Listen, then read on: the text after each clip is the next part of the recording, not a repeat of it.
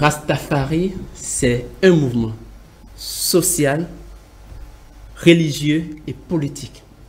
Mais intéressons-nous à l'étymologie du mot Rastafari.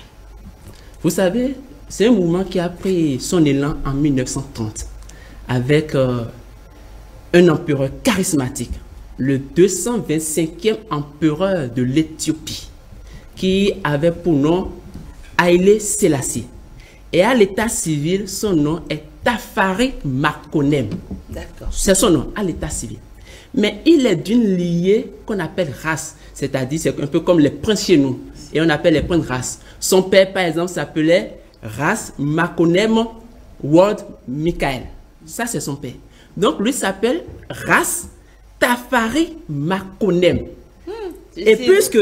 D'accord. Oui, aujourd'hui, on peut se permettre. Allez-y, bien sûr. Donc, à l'état civil, il s'appelle Tafari Makonnen avec son titre de prince. On l'appelle alors Ras Tafari Makonnen. Mais pourquoi, lorsqu'il a été consacré en novembre 1930, il a eu beaucoup d'impact sur la communauté jamaïcaine. Soulignons que la Jamaïque était à 12 000 km de l'Éthiopie. Et il a mené une lutte farouche. La lutte était la libération de l'oppression des Jamaïques. Parce qu'il ne doit pas nous perdre de vue que jusqu'en 1962, la Jamaïque était une colonie britannique. Donc, ce roi Haïlé Sélassié a fait ce travail, cette lutte, et à partir de cet instant, il a eu beaucoup de disciples et le mouvement Rastafari, de ceux qui se réclament de son école, de ses disciples. Mais soulignons deuxième chose, soulignons que déjà en 1920, il y avait une certaine prophétie, une prophétie faite par Marcus Garvey. Et cette prophétie disait que quelqu'un viendra, un empereur, de surcroît jeune, puisqu'il est consacré empereur à l'âge de 37 ans, viendra faire cette délivrance, cette libération du peuple jamaïcain. Donc, deuxième élément, les Jamaïcains le voyaient comme la concrétisation d'une certaine prophétie. Mais troisième chose, il y avait des événements naturels qui accompagnaient son œuvre, qui accompagnaient son militantisme. Je donne un exemple.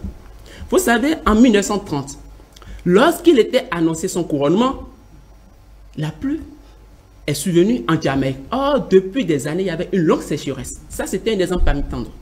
En avril 1966, où il devait venir sur la terre jamaïcaine, il y avait une lourde pluie.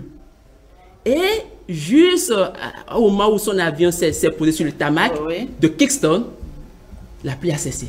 Donc tout ça faisait qu'on voyait en lui un certain messie, si bien qu'il a été divinisé. Et aujourd'hui, le Rastafari, parce que je disais qu'il est éthiopien, vous savez que la culture éthiopienne repose sur la loi saloméenne.